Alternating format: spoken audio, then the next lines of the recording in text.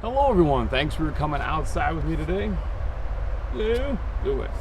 Hello everyone, thanks for coming outside with me today. I've hiked way deep in here onto a piece of PA public to test out my gear for this year, how my kind of final tweaks and touches are going, and what exactly I'm taking into the woods and how exactly I'm carrying it. Yeah, this is like a leg saddlebag. We'll get into everything, and hopefully we can go from everything from the tree as well as the camera. So first things first, I'll step up to the camera here. So I am going to be trying to film as many of my hunts this year as feasible as possible, and hopefully I can get some great content from the woods, not just me talking head in my backyard and basement. I use a Sony A7C. What is currently on there right now is a 24 to 105 f4 lens. I use Movo microphones, both the lapel series, which you've seen me use in some videos. This is the VXR10. I'm flipping back and forth between camera arms right now.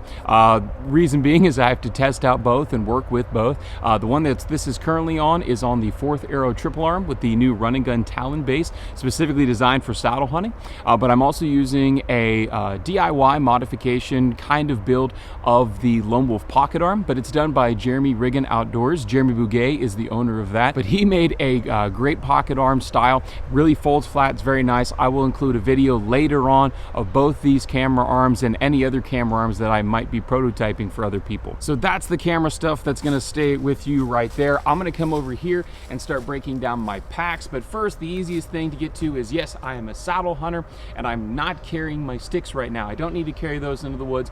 I know how I carry them. I carry them on another sling that's gonna sit right here on the side of this hip here. I don't like to carry them on my pack, so I can easily unclip them, drop them, and I can still shoot even with these other two bags on. So now we're talking about bags, let's dive into all this contraption that's going on me right now. So I really like 3V Gears packs. I particularly love their sling packs. This one right here, which is across the top, is the Outlaw 2 sling pack. I think it is accidentally the best pack you could have for saddle hunting. On the outside, I do carry my Predator platform, which I DIY painted in the Predator pack. On the inside of the big compartment, if it's the cold season and I'm going to wear Arctic Shield boot covers, they will go on the inside as well. Also on the inside in just the main compartment here is my license, my kill kit, so gutting gloves, drag rope, knives, pens, all that sort of stuff, zip ties and safety pins, as well as a little bit of first aid goes on the inside. On the outside pocket here, if I am going to have a snack, it will go here, but the entire crux of this system when I actually get up in the tree is in the top pouch right here, and it's a DIY his strap. My buddy Nate Fry from the Budget Sportsman, his wife Hannah graciously made this for me. I'll link both their channels in the description below. It's basically a tethered hit strap that you can get off the Tethered website. I have a couple of S-beaners on there, and it is the entire reason I'm able to saddle hunt with all these different bags and all this gear across my body. Also up here in the bladder compartment, I do have 2 liters worth of water, and when I fully loaded this up to the 9s and weighed it before I left the house today, this came in a little bit over 15 pounds, about 15.4. So that is pretty solid. Now, of course, that doesn't include the sticks, but everybody does their own thing with their own sticks. Some guys are one sticking, doing the SRT method with all the ropes.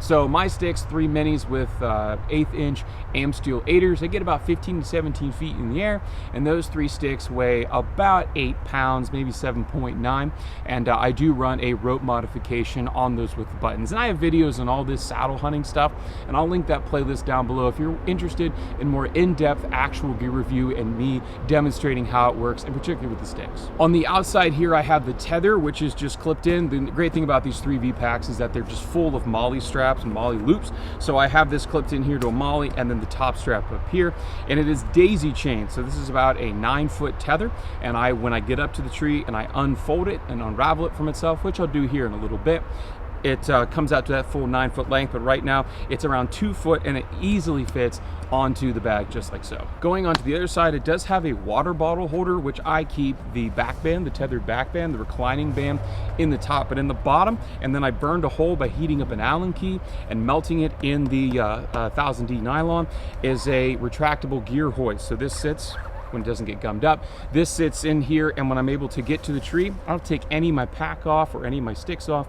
I just pull this down, clip it onto the bow, and I can start ascending the tree. Now it's funky right now because it's getting shoved down in here because of the reclining band. But when I go up and down the tree, it works really well. If I have a cameraman like Nate Fry, I can go up the tree, grab my stuff, then drop this down, pull up his stuff. It just makes life really simple than constantly having to figure eight one of the old pull ropes that I used when I was a kid. So let's put this pack off to the side and let's talk about the next pack. So this is the Pronto pack from 3V Gear, and it works really well for the camera equipment. So it's actually almost empty right now because everything that goes in this bag is on the tree. So I really love this idea and this design of this kind of saddle bag, this kind of hip bag with a little bit of retention down here to distribute weight into the leg and not just have it up on my shoulder, but also to keep it from swinging back and forth. I got this idea from the Push Archery with Matt Zernzak and those guys down there. They have the Trad Archers kind of side pouch, keep your tab, your license. It's a lightweight kind of, if you live on private land and you just kind of bebop around from ladder stand, hang on, and so on and so forth. You just have that really simple pouch right there on your leg. You clip it on and you just walk through the woods and everything's great. I love that idea, but it was never big enough, or that idea was never strong enough to carry all of the other junk that I need to carry into the woods. But when I started really kind of formulating my camera gear for this year and really figuring out that I want to really make an effort to film my hunts, I knew that I wanted two separate bags because I'm not always going to take camera gear. If I'm hunting with Nate, he might have his camera gear. I don't need to take mine, and I don't want to have one bag that I can take things out and forget to repack them, and it's just going to be a mess. I'm scatterbrained enough as it is. I don't need to add that extra bit of packing and unpacking between weekends and between hunts. So I wanted another pack that was small and lightweight. I wanted it to be another sling pack in case I wanted to take it out for turkey season. So we'll ignore this top strap here. We'll talk about that in a second. But this is actually, if you don't fold it inside of itself, it's actually another ambidextrous sling pack. So there's another buckle system that comes off, and you can either go over the left shoulder or you can go off of the right shoulder, and it fits really well. This is not big enough, however, to carry all the stuff that I need for just saddle hunting. And again, this is going back to the two bag idea. I wanted a bag specifically for camera gear, and I wanted a bag specifically for hunting gear, so that way I could differentiate between the two and not have to deal with one bag with everything in it. Also, it helps cut down on weight, and I can drop things and easily maneuver if I need to, leave stuff at the truck if necessary. You get the picture by now. So I'll come a little closer to talk more specifically about this bag because I've already done plenty of talks and reviews on the Outlaw 2 Sling Pack. So this pack here, if I had to guesstimate, is about probably 10-11 inches tall by about 8 inches wide and maybe about 6 inches deep when it's fully loaded. Yeah, it's a little bit larger than a standard sheet of copier paper basically in this rectangular dimensions. On the outside here, I have the Posse. Oh wait, no, this is the Posse and this is the Pronto. This is the Pronto EDC pouch, and what this carries, if I'm using the 4th arrow system, this carries the shoulder base mount. The interior of this bag, once I get the A7C and that 24-1050 lens in here, is plenty of space. I'm not cramming it in. That shoulder weighs a lot. It's really expensive camera gear. I don't want to be shoving everything on top of each other in the main compartment of this pouch. Now, the main compartment is quite spacious, and these bags from 3V are meant for everyday carry stuff, so it's got pockets coming out everywhere. I have my lens bag in here, and I have a small nylon bag for the camera body. So I do take them detached into the woods. I don't leave the lens attached to the camera body. I will put them on together when I get up the tree. On the outside here, on this outside pouch here, is where I'm going to carry my extra batteries as well as my extra SD card. So I've got several hours worth of footage and several hours worth of charge per hunt to take into the woods with me. On the outside here with these two straps, this strap and this malleable wire is what's going to hold the camera arm, whether I'm using the one by Jeremy with Jeremy Rigging Outdoors or the one from 4th Arrow. That's where that camera arm's going to go. The benefit with Jeremy's is that it doesn't have a knuckle. Now I'm going to leave this on because it's so lightweight, it doesn't get in the way. I would leave this on whether or not because it's nice, it's easy, it's mollied here. This little piece of malleable wire, I'll probably use the carabiner later down the the road, but it's just there for extra stability. It's not extra weight, it's not extra bulk, so I'll leave this on there regardless of what camera arm I'm using. Up in this top pouch is where I would keep that camera. So this little shotgun mic from Movo, the VXR10, I can take the dead cat off and I can put the dead cat on one side, put the microphone and its short coiled up wire in the other, and I can just keep that right here in the top pouch. So I got a microphone, I got extra batteries and SD cards, camera arm, shoulder if necessary, and inside is going to go the body and the lens. I have an S-beaner up top here for when I actually get up the tree. We'll get there in just a moment. And then this strap actually here, this strap, the shoulder strap that I'm using, is not super comfortable, but I wanted to use what I already had. I might swap it out for like a duffel bag strap, a little bit of shoulder padding, because it does dig in. I did a little over a mile today, and this is just a thin t-shirt type material from Huntworth, so it's not like super padded, and it wasn't all that uncomfortable, but I definitely noticed it by the end of the first mile starting to dig in. This right here actually comes as the pouch strap to carry across the shoulder if you want for the little Pronto pouch here, but it works perfectly fine for this. The bottom then strap, that stabilization strap, is actually the stabilization strap if this pouch, this pack was being used as a sling pack like I demonstrated earlier.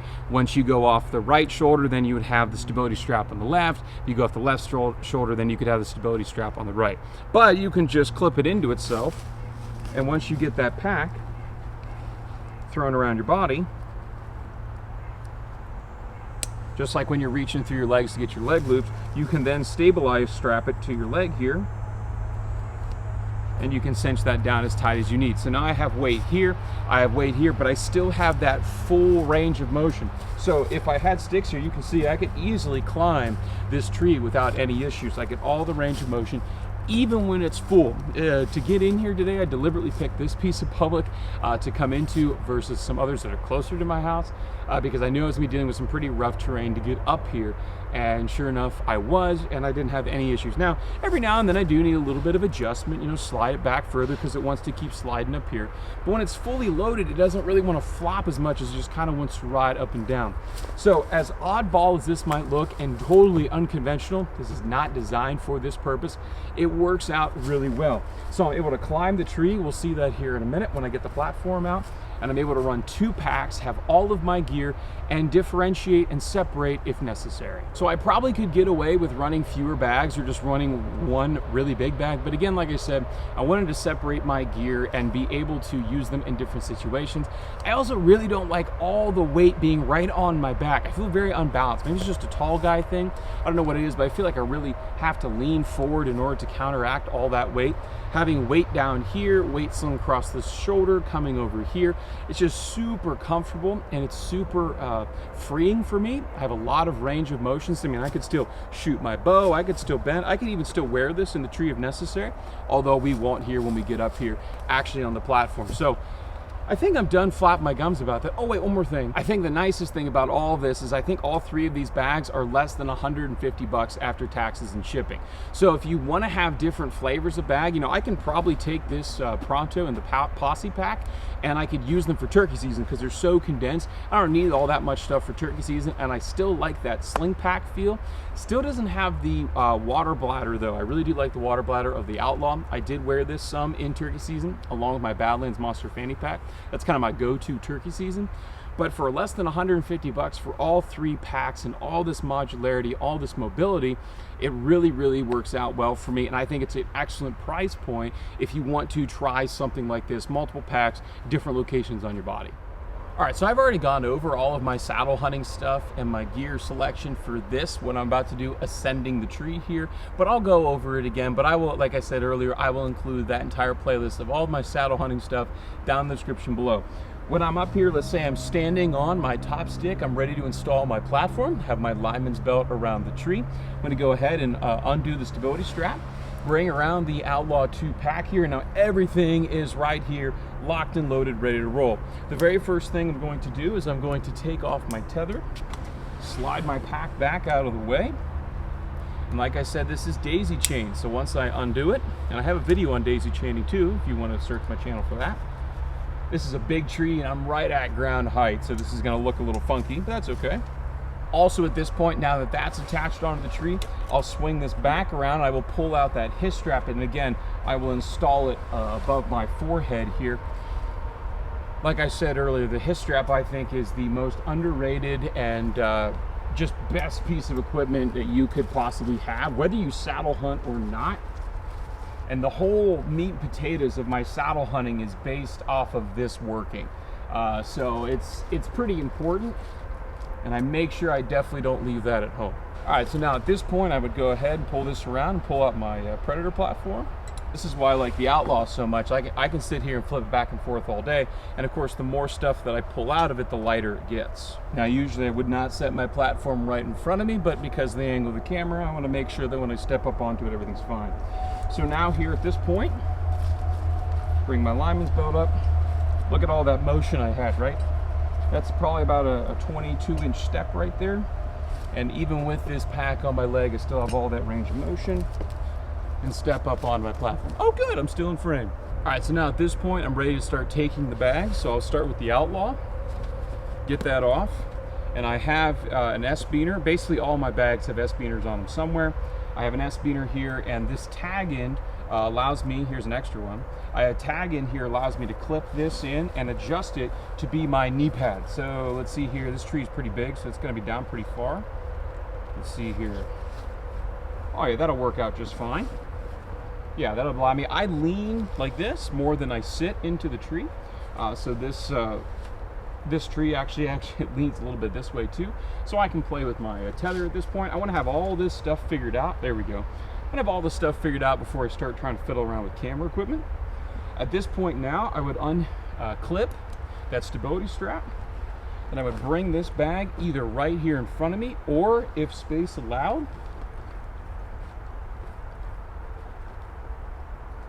I'll bring it over here and clip it on again onto my hip strap. Now I have the ability to get the knuckle out, get the strap out, get the camera arm off, and all I have to do is just kind of lift the bag out of the way to get everything fed up and around. On a tree this size, I'd probably have the camera arm right around here. If I'm sitting at 6 o'clock, probably around 4, and the camera arm be able to swing then around in between me. Once this camera bag is empty and done with, I'll move it to the weak side, which is somewhere in the flavor of around here. Right, of course, being a right-handed archer, this is my strong side shot, this is my weak side, and because this bag is nice and small and it's out of the way, I can still pivot. I like to go over the bridge. Some guys like to spin around. I like to go over the bridge. I can still come out here, plenty of clearance here on the outside of this pack. Now, does it look a little bit ridiculous that I have 2 packs in the tree? Yes, it does. But does it simplify the process for me? Yes, it does. So now all I have to do is pull my bow up, connect it in here into my hip strap. Again, videos in the description below about how I connect my bow just using a piece of cord. No hero clips here.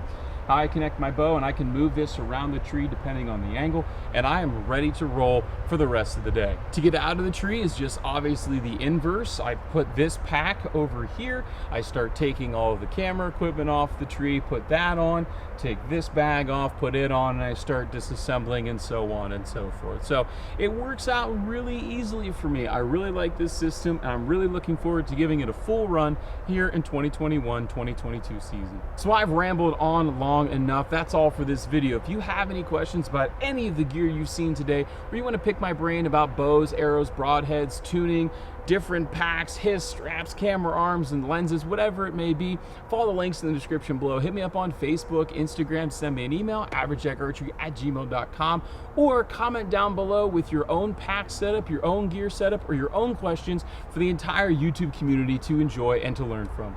Hope you're able to get outside, enjoy the sport of archery hunting if you so choose. Definitely enjoy God's beautiful, slightly buggy creation, and we'll get to see you next time.